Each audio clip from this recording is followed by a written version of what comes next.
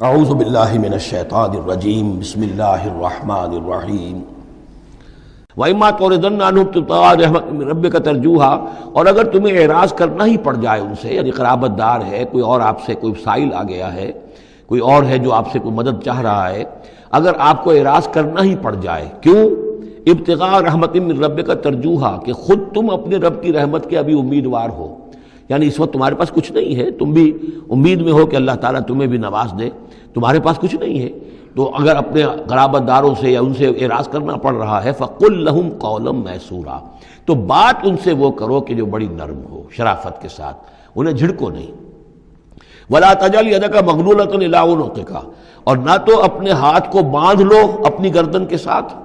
یہ اصل میں کنایا ہے، استعارہ ہے بخل سے، کہ ہاتھ بندھا ہوا ہے، اس ہاتھ سے کچھ نکل ہی نہیں سکتا، کسی کو کچھ خیر جو ہے وہ مل ہی نہیں سکتا۔ وَلَا تَبْسُطْهَا كُلَّ الْبَسْطِ، اور نہ ہی ہاتھ کو کھول دو پورا کا پورا، یعنی یہ کہ بسا اوقات انسان کے اندر نیکی کا جذبہ اتنا جوش کھاتا ہے کہ سب کچھ اللہ کی راہ میں دے کر خود فقیر ہو جائے، یہ بھی نہیں، بلکہ یہ کہ ایک اعتدال کی رعایت ہونی چاہیے۔ فَتَقْعُدَ مَلُومًا مَحْسُورًا، ایک وقت میں جذبات کے رو میں آ کر تو یہ سب کچھ کر بیٹھے، اور بعد میں تم جو ہے بیٹھے رہو گے الزام کھائے ہوئے اور ہارے ہوئے، اور پھر ہو سکتا ہے کہ الٹا یہ خیال ہو کہ کیا حماقت میں کر بیٹھا، مجھے جو ہے ذرا اس میں اعتدال کی روش اختیار کرنی چاہیے تھی۔ اس میں بسا اوقات ایسا ہوتا ہے کہ انسان یہ سمجھتا ہے کہ یہ غریب آدمی میرا رشتہ دار جو ہے، میں اس کی کسی نہ کسی طریقے سے اب اس کے حالات بگڑے ہوئے ٹھیک کر ہی دوں، لہذا وہ اپنی امکانی حد تک مدد کر رہا ہے، لیکن حالات ٹھیک نہیں ہو رہے اس کے، تو فرمایا ان ربک یبسط الرزق لمن یشاء ویقدر، یہ جو ہے کسی شخص کے اوپر رزق کشادہ ہو جانا اور کسی کے اوپر رزق کی تحقیق ہو جانا، یہ تمہارے اختیار میں نہیں ہے، یہ تیرے رب کے اختیار میں ہے، اللہ کے اختیار میں ہے، لہذا اپنا سا فرض ادا کرو جو تم کر سکتے ہو، معقول طریقے سے، معتدل طریقے سے، متوازن طریقے سے وہ کرو، تم یہ نہ سمجھو کہ تم کسی کے حالات کو بدلنے پر قادر ہو۔ ان ربک یبسط الرزق لمن یشاء ویقدر،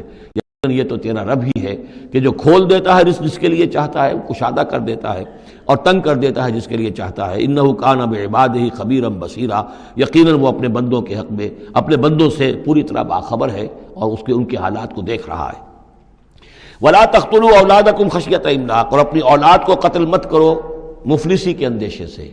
اب یہ جو ہمارے ہاں برتھ کنٹرول کی پوری تحریک ہے پوری دنیا میں، اور مالتھوس صاحب کے زمانے سے جو تحریک چلی تھی، اور یہ کنٹرول جو ہے آبادی کا، پاپولیشن کنٹرول، تو اگرچہ ہم یہ تو نہیں کہہ سکتے کہ اس کی ساری شکلیں حرام مطلق ہیں، بعض شکلیں اس کی جائز ہیں، اور اس کے لیے ہم صرف یہ کہہ سکیں گے کہ وہ مکروہات میں شامل ہیں، لیکن یہ کہ ایک تحریک کی حیثیت سے در حقیقت یہ نفی ہے ایمان کی۔ اللہ پر توکل نہیں ہے، اللہ کے رازق ہونے پر بھروسہ نہیں ہے، اپنے حساب کتاب کو جوڑ رہے ہو، تمہیں کیا پتا اللہ کے خزانے کون کون سے ہیں۔ ابھی کچھ عرصے پہلے ہمیں پتہ ہی نہیں تھا کہ سمندر کے اندر سے کیا کچھ غذا نکل آئے گی اور کتنی عمدہ غذا ہوگی۔ یہ گوشت جو آپ کو سمندر سے ملتا ہے یہ کس قدر عمدہ ہے صحت کے لیے، باقی جو گوشت ہم کھاتے ہیں اوپر سے ریڈ میٹ، اس کے اندر کیا کیا ہیزرڈز ہیں اور کیا کیا خرابیاں ہماری صحت کے لیے، اور یہ جو ہے جو ہمیں ملتا ہے سمندر سے یہ کس قدر عمدہ ہے، لحمن طریہ جو ہم پڑھ چکے ہیں، تو معلوم نہیں تھا۔ اسی اعتبار سے جان لیجئے کہ تم اپنی اولاد کو قتل نہ کرو، اگرچہ جو بھی یعنی یوں سمجھیے کہ کنٹراسیپٹیو میتھڈز جو ہیں اس کے اوپر قتل کا اطلاق تو نہیں ہوگا، البتہ یہ کہ اگر باقاعدہ ایبارشن ہوتی ہے تو وہ تو یقیناً قتل ہی کے زد میں آئے گی۔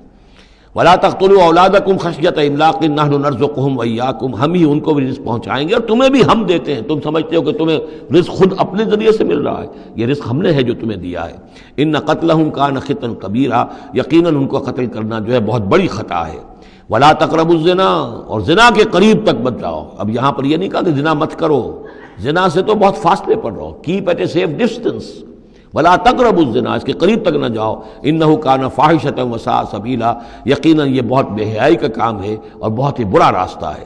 وَلَا تَقْتُلُوا النَّفْسَ الَّتِي حَرَّمَ اللَّهُ إِلَّا بِالْحَقِّ، اور مت قتل کرو اس جان کو، انسانی جان کو جسے اللہ نے محترم ٹھہرایا ہے، مگر حق کے ساتھ۔ حق کیا ہے؟ قاتل کو قتل کیا جائے گا، اس کی جان لے لی جائے گی، اس کے قتل کے بدلے خون کے بدلے خون،